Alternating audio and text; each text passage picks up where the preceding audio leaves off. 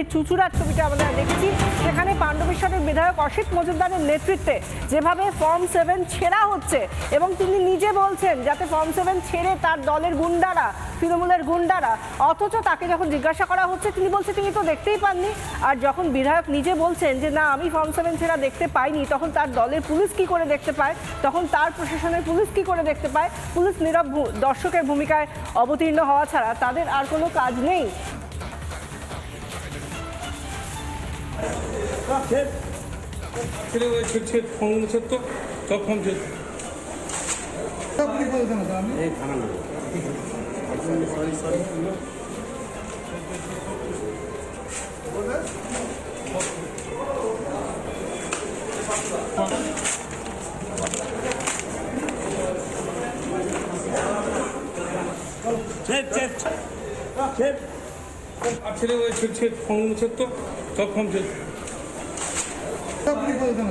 থানা